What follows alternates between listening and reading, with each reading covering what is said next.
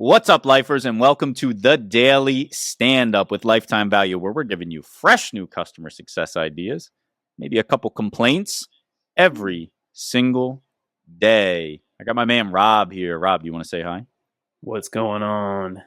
And we've got JP here. JP, do you want to say hi? Live from the complaining, tortured CS department. I hate that you made that reference. I'm going to fight you. Don't tell anyone. Don't tell anyone. Okay, so first complaint of the episode will be, I won't even say her name. It's like Voldemort. Don't say her name. I don't even know what you guys are referencing right now. Boys, it is my favorite kind of day. I'm bringing back my favorite segment. Get on my list. Today's episode is a reprisal. BS in CS. Gentlemen. Biggest load of crap I've ever heard.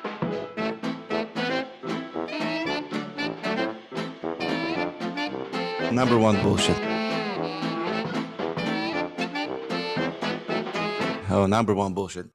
Today, boys, I want to hear what you're tired of in customer success.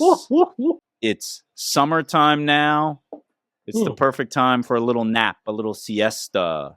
No. And there is no shortage of topics in customer success that make us tired. JP's wagging his finger. I think he'd like to go first. Well, first of all, there's a great idea I just heard, which is siesta. Nobody's taking that. Ooh, It's got CS in it. Siesta. Yeah, Rob, siesta, baby. You know Well what? done. Our Looking resident at- as of GoDaddy this expert. video, Get on that. We right trademark. now. We trademark right now. Yeah, so what am I sick of in CS? Sick of saying the same damn thing over and over. That's right. Because you know what? This show, it's called the Daily Standup. Dylan says in his intro every time, we're representing you with fresh, new ideas. Something that we do on this show that I really love is we really try to keep it fresh. I know that sometimes we are reaching for yesterday's Tropicana shipment, but we still get real good juice out of it.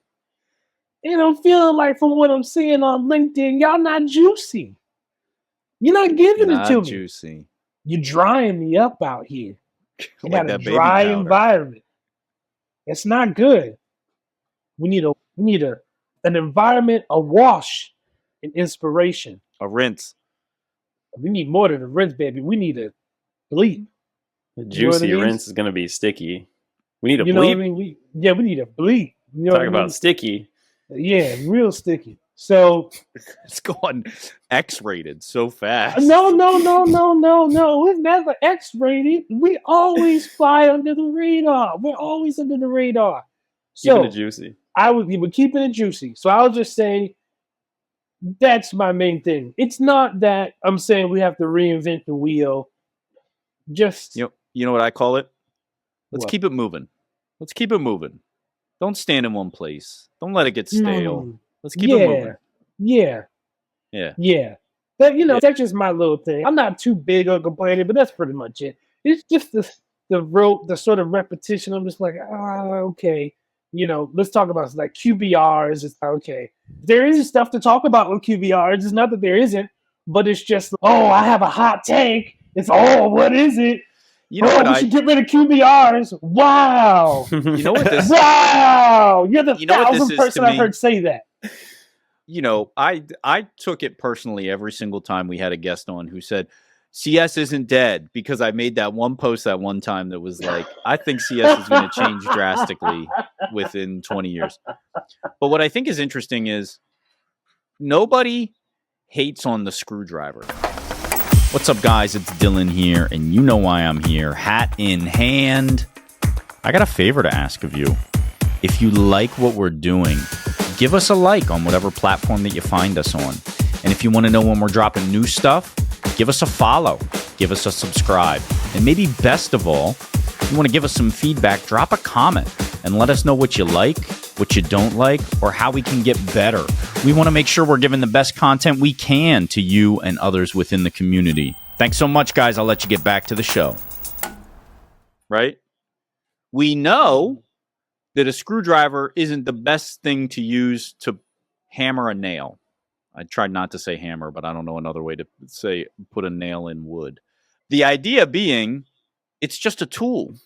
And you don't hate on the tool for being used improperly. And I think we do that so often in this community of QBRs suck, get rid of them entirely. They're useless. They're antiquated. When in fact, maybe not a QBR, just call it a business review.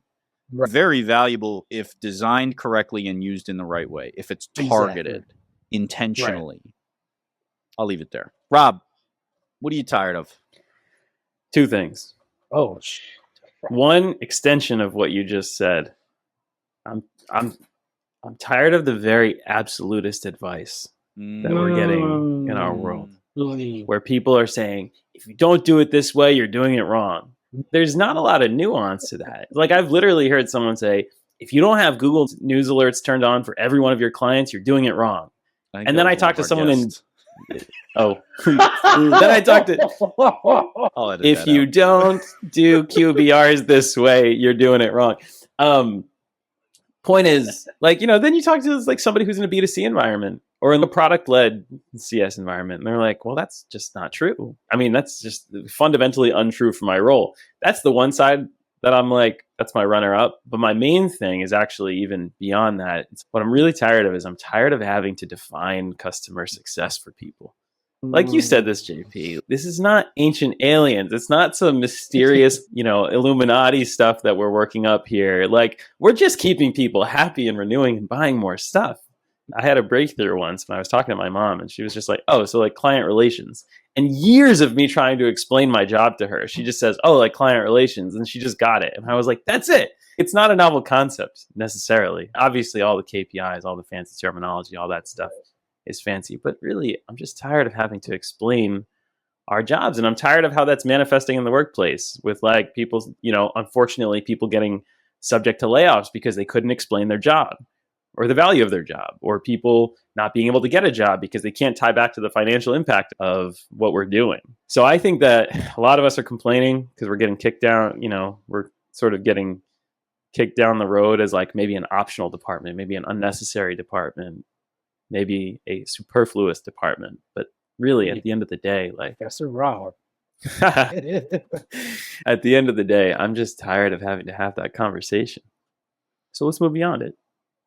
Keep it moving. I wonder, though, Rob, how realistic that request is, because we haven't yet landed on what customer success does. I think we have, or it's easy for us to say, well, we provide value to the customer, we make the customer as successful as possible, and then we extract additional revenue from them. Well, that's super like theoretical and high level in a way that there's a ton of nuance ways to interpret that. In the same way, like, I want to challenge your mom about, well, what does client relations mean? Is that a concierge? You want to challenge my mother? That's all I heard was I want to challenge your mom. Well, I mean, it's just, I think it almost does it a disservice to try and distill it down to two words versus I think it demands a level of additional detail of second order thinking or description, because we haven't yet. It's not sales. Sales is, I'm responsible for going and finding new customers and signing them up. Okay, well, that's super easy to understand. Customer success is not that simple, because you might I'm responsible for keeping customers and growing them. That's it. I think it's simple. Okay. But what if you're a support person that lives under the customer success umbrella? It's all part of the same. You're responsible for directive. keeping customers. You're not necessarily responsible for growing them. Okay. So part of it. Where the nuance same way if you're a BDR, right? Your responsibility is to set up meeting, not to close the deal. I agree, but you wouldn't say you're a salesperson. You would say I'd set meetings. Well, here's the thing, right? Like, I don't think they say that. Customer success is also supposed to be, what do we always say? Like a company-wide like philosophy and undertaking, not in a department. And so I think that, to Dylan's point, Rob, somebody could say, like sales, for example, some people have the clawback structure to their compensation, right? So that, we want people to sell and have these better leads that are more likely to stick around. So you're essentially trying to give incentive for sales to be part of keeping customers around because you're recognizing where they're coming in the pipeline. So I think that, to Dylan's point, it can be very different depending on where you are, even if at the core it's still the same. And I don't think that's our fault either. I don't think it's like a bad thing. It's just an inconvenient thing. And my complaint, or what I'm tired of, was going to be of leadership not having a clear vision for their CS group. But I think that ties back to what you were saying, Rob, of it can't happen unless they really understand what CS is meant to be at their organization, what it's capable of and what its limitations are.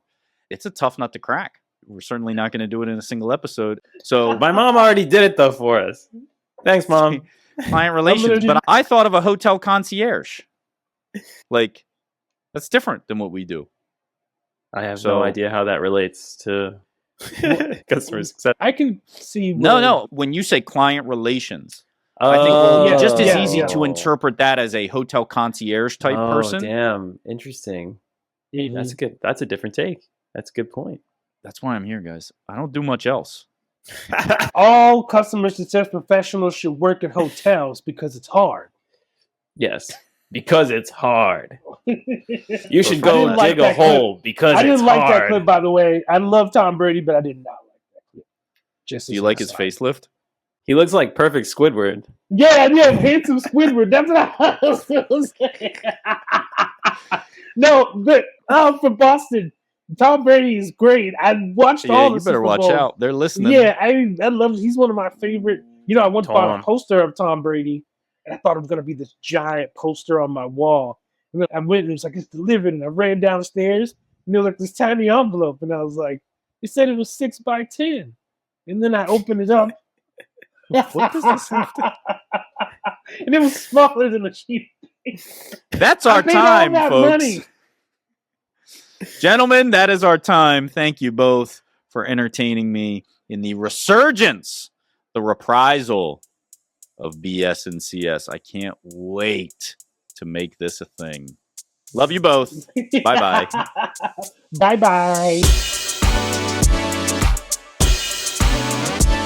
You've been listening to the Daily Standup by Lifetime Value.